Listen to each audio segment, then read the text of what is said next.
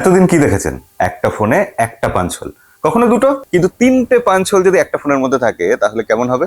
এমনিতেই punch whole বানানোর খরচ প্রচুর, কোম্পানি দেবেই বা কেন? শুধু শুধু ফোনের দাম বাড়াবে? কিন্তু না, আজকে একটা কোম্পানি তারা পাঞ্চ হোল দিয়েছে, একটা নয়, দুটো নয়, একেবারে তিনটে। আবার আপনারা আজ অব্দি একটা ফোনে একটা ডিসপ্লে দেখেছেন, কিন্তু কখনো একটা ফোনে দুটো ডিসপ্লে দেখেছেন? মানে একসাথে দুটো ফোন, একটা ডিসপ্লে 3.6 ইঞ্চি, একটা ডিসপ্লে 6.9 ইঞ্চি, বিশাল বড় ডিসপ্লে। বলেছিলাম না মোটোরোলা একদম কম দামে ফোনগুলো লঞ্চ করবে, তো মোটো রেজার 40 সেই ফোনটার এফেক্টিভ প্রাইস যদি কিনতে যান তাহলে 53-54 হাজার রুপি পড়বে। আর রেজার 40 আলট্রা যেটা বলছি কেন, এটা রেজার 40 আলট্রা, এই ফোনটার এফেক্টিভ প্রাইস বা দাম হচ্ছে 83,000 রুপির মতো। তো বাইরে একটা বিশাল বড় 3.6 ইঞ্চির ডিসপ্লে এবং তার সাথে সাথে তিনটে পাঞ্চ হোল নিয়ে হাজির হয়ে গেল মোটো রেজার 40 আলট্রা। আর এর যে ছোট ভাই মোটো রেজার 40, সেখানে কিছু জিনিস টোন ডাউন করা হয়েছে। যেরকম বাইরের ডিসপ্লেটা সেখানে এত বড় নেই, সেখানে ছোট্ট একটা ডিসপ্লে দেওয়া হয়েছে। আর এই মোটো রেজার 40 আলট্রাতে যেখানে 144 হার্টজের রিফ্রেশ রেট দেওয়া হয়েছে ডিসপ্লেতে, ওখানে দেওয়া হয়েছে 120 হার্টজের রিফ্রেশ রেট। মোটো রেজার 40 আলট্রা এই ফোনটার ডিসপ্লে সত্যি খুবই সুন্দর। মানে মোটোরোলার যে সেই pOLED ডিসপ্লে, বিশেষ ডিসপ্লে, সেই pOLED ডিসপ্লে রয়েছে এখানে, এবং সেই ডিসপ্লেটা আবার 165 হার্টজের ডিসপ্লে। তবে আমরা ইউজ করতে গিয়ে দেখলাম বেশিরভাগ সময়, মানে বিশেষ দু একটা গেমিং মোড ছাড়া, এই দুটো ডিসপ্লে ওই 120 হার্টজেই রান করে। তবে নো ডাউট মোটো রেজার 40 আলট্রার বাইরের ডিসপ্লে হোক বা ভেতরের ডিসপ্লে, দুটোই অসাধারণ। একটা করে বলি, এখানে সাইড মাউন্টেড ফিঙ্গারপ্রিন্ট সেন্সর আছে, আর সেটা খুব ভালোভাবেই কাজ করছে। সেটা দিয়ে যখন আমরা আনলক করছি, বাইরের ডিসপ্লেটা দেখছি, সেখানে অলরেডি কয়েকটা উইজেটস বা কয়েকটা আইকন প্রি ইনস্টল রয়েছে, যেগুলোর মাধ্যমে আমরা ডায়াল করতে পারবো, ক্যালেন্ডার দেখতে পারবো, ইত্যাদি ইত্যাদি কিছু। কিন্তু সব থেকে ভালো ব্যাপার যে এই ডিসপ্লেটা দিয়ে যে কোনো কাজ করা যাচ্ছে, টাইপ করা যাচ্ছে, হোয়াটসঅ্যাপে রিপ্লাই করা যাচ্ছে, কল রিসিভ করা যাচ্ছে, কাটা যাচ্ছে, যে কোনো অ্যাপ্লিকেশন চালানো যাচ্ছে, ইউটিউব ভিডিও দেখা যাচ্ছে, ইনস্টাগ্রাম চালানো যাচ্ছে, সব কাজ করা যাচ্ছে। মানে একটা নর্মাল ডিসপ্লে যেরকম হয় হুবহু সবকিছু সেরকম। আর সেই ডিসপ্লের মধ্যেই মোটোরোলা একেবারে গর্ত করে, পাঞ্চ হোল করে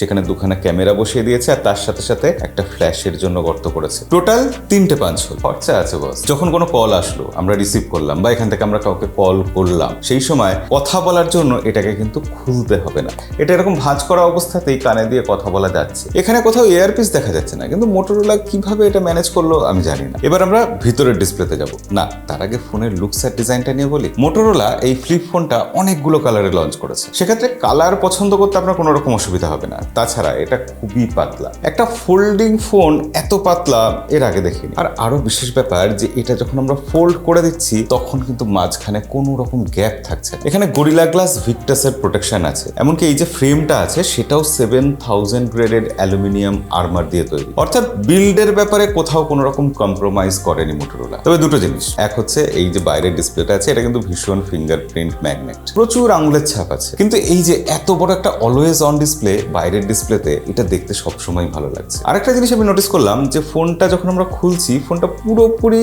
স্ট্রেট হয়ে যাচ্ছে না। এই স্ট্রেট ব্যাপারটার মধ্যেও একটুখানি যেন ভাঁজ রয়ে যাচ্ছে। মানে এটা 180 ডিগ্রি না হয়ে 178 ডিগ্রি, হ্যাঁ এইরকম অ্যাঙ্গেলে এটা খুলছে। তবে হিঞ্জটা কিন্তু মজবুত। আমি এরকম অনেক চেষ্টা করে দেখেছি, না হিঞ্জটার কিছু হচ্ছে না। এবং এটা যেহেতু ফ্লিপ ফোন, প্রশ্ন আসবেই যে এর মাঝখানে ক্রিজ কতটা থাকছে। ক্রিজ কিন্তু দেখা যাচ্ছে যদি আমরা লাইটে এইভাবে দেখি। এমনিতে ক্রিজ কিন্তু খুবই কম, আপনার একবারের জন্য খেয়ালও হবে না যেখানে ক্রিজ আছে, কোনো রকম অস্বস্তি ফিল করবেন না। যাক, এবার ভিতরে ডিসপ্লের কথা চলে আসি। ডিসপ্লেটা খোলার পর একটু লম্বা লাগছে, তবে তার জন্য ইউজার এক্সপিরিয়েন্স কিন্তু খারাপ হচ্ছে না। আর যে কোনো ফোল্ডিং ফোন মানেই ব্যাটারি দুটো ভাগে দুদিকে দিতে হয়, যার ফলে সাধারণত দেখা যায় ব্যাটারির ক্যাপাসিটি একটু কম থাকে। তো এই ফোনটাতে ব্যাটারির ক্যাপাসিটি আছে 3800 mAh, মানে স্যামসাং গ্যালাক্সি জি ফ্লিপ 4 এর থেকে সামান্য বেশি। আর এই ব্যাটারিকে চার্জ দেওয়ার জন্য বক্সের মধ্যে রয়েছে একটা 33 ওয়াটের চার্জার। ওহো, বক্স কন্টেন্ট এখনো দেখানো হয়নি না। বক্সের মধ্যে এই ফোনটা তো অবশ্যই ছিল, এছাড়া ছিল এর কভার। হ্যাঁ, কেস দুটো লাগালেও ফোনটা দেখতে ভালো লাগছে। এছাড়া ইউএসবি টাইপ এ টু টাইপ সি কেবল আর একটা চার্জার, কিছু ডকুমেন্টেশন আর সিম ইজেক্টর পিন। সিমের কথা মনে পড়লো, এই ফোনটাতে কিন্তু একটা ই সিম আর একটা ফিজিক্যাল সিম লাগানো যাবে। মোটোরোলা এই ফোনে দিয়েছে কোয়ালকম স্ন্যাপড্রাগন 8+ Gen 1 প্রসেসর। আপনারা জানেন যে এই প্রসেসরটা ইদানিং বহু ফোনে আমরা পাচ্ছি, খুবই ভালো পারফরমেন্স দেয় এবং 4 ন্যানোমিটারের প্রসেসর, যা যার ফলে ব্যাটারি তুলনামূলক কম ড্রেন করে, যার ফলে এই ফোনটাতে 3800 mAh ব্যাটারি থাকা সত্ত্বেও মোটামুটি একদিনের কাছাকাছি, পুরো একদিন না হলেও একদিনের কাছাকাছি ব্যাটারি ব্যাকআপ দিয়ে দিচ্ছে। আর 8+ Gen 1 প্রসেসরটা পারফরমেন্সের দিক দিয়েও বেস্ট। এখানে যখন আমরা যে কোনো গেম খেলতে গেলাম, হ্যাঁ খুবই ভালো এক্সপিরিয়েন্স পেয়েছি, গেম খুব ভালোভাবে চলেছে। তবে দীর্ঘক্ষণ গেম খেলার পর এই জায়গাটা, বাইরের ডিসপ্লে ঠিক ওপরটা, এই জায়গাটা সামান্য উষ্ণ হয়ে যাচ্ছে। না, আমি কোনো হিটিং ইস্যু আছে এটা বলছি না। মোটোরোলার ইউআই অর্থাৎ সফটওয়্যার সবসময় আপনারা জানেন একদম পরিষ্কার হয়, কোনো রকম ব্লোটওয়্যার নেই, বিজ্ঞাপন নেই, একদম স্মুথ চলে। তো এখানেও মোটোরোলা সেই এক্সপিরিয়েন্সটা দিয়েছে এবং সফটওয়্যার খুব ভালোভাবে কাজ করেছে। কোনো প্রি ইনস্টলড অ্যাপ্লিকেশন নেই, কোনো স্টার্টার নেই, কোনো ল্যাগ নেই। একটা প্রিমিয়াম ফোন, ফ্ল্যাগশিপ ফোন, তাতে তো এরকমই সফটওয়্যার এক্সপিরিয়েন্স পাওয়া উচিত। তার সাথে সাথে আপডেট, মোটোরোলা বলেছে 3 বছরের অ্যান্ড্রয়েডের মেজর আপডেট দেবে আর 4 বছরের সিকিউরিটি আপডেট দেবে। এবার মোটোরোলা কথা রাখলেই হয়। মোটো রেজার 40 আলট্রা, এই ফোনটা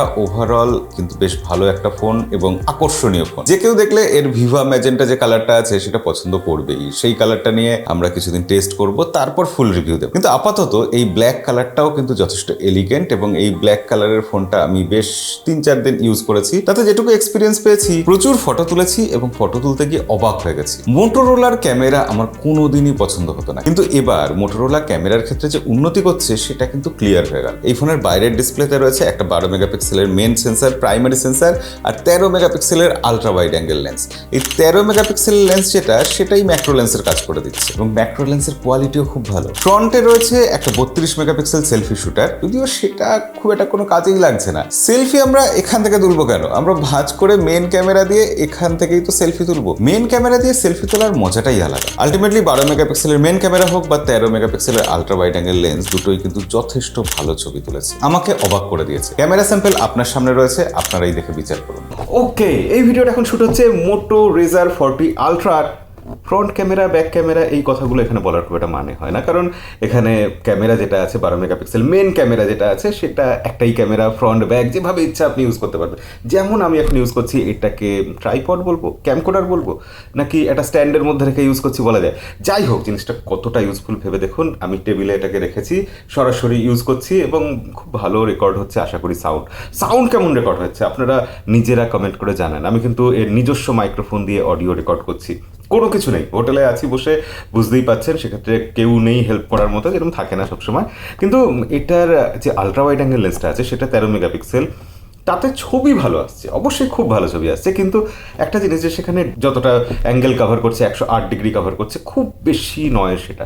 তবে এখানে খুব ভালো ব্যাপার যে এই আলট্রা ওয়াইড অ্যাঙ্গেল লেন্সের মধ্যে ম্যাক্রো লেন্স দিয়ে দিয়েছে আর 4K 30 FPS রেকর্ড হচ্ছে, 4K 60 FPS অব্দি সাপোর্ট করে। মোটোরোলার মোটো রেজার ফোনটা যখন প্রথম বেরিয়েছিল না, সেই ফোনটা আমি ইউজ করেছিলাম এবং সেখানেই ফোন রুট করার ব্যাপারটাতে হাত পাকিয়েছিলাম। হ্যাঁ, তার জন্যই ফোনটা আজ বেঁচে নেই, কিন্তু সেই ফোনটা আমার খুবই প্রিয় ফোন ছিল, তার লুকসের জন্য, ডিজাইনের জন্য, অসাধারণ ডিজাইন। সেই মোটো রেজার সিরিজে আর একটা ফোন বার করে, মোটো রেজার 40 আর 40 আলট্রা বার করে মোটোরোলা অন্তত ডিজাইনের দিক দিয়ে সবার নজর কেড়ে নিয়েছে। তো ফ্লিপ ফোনে এরকম কম্পিটিটিভ দাম দিয়ে, এরকম সুন্দর রিফ্রেশিং ডিজাইন দিয়ে মোটোরোলা ফ্লিপ ফোনের মার্কেটে লড়াইটা কিন্তু একদম জমজমাট করে দিয়েছে। এই ফোনটার ব্যাপারে আরো বিস্তারিত সবকিছু জানার জন্য নিচে ডেসক্রিপশনে লিংক থাকবে, আর আমি ফুল রিভিউ অবশ্যই নিয়ে আসবো এই ফোনটার, কথা দিচ্ছি। হ্যাঁ, খুব বেশি লেটও করবো না। তাহলে আর কি, আজকের ভিডিও এই অবধি, দেখাবে পরের ভিডিওতে। আজকের মতো বিদায়।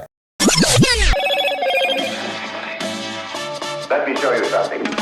Let me show you something. It's a good life, it's a good vibe, it's a good time.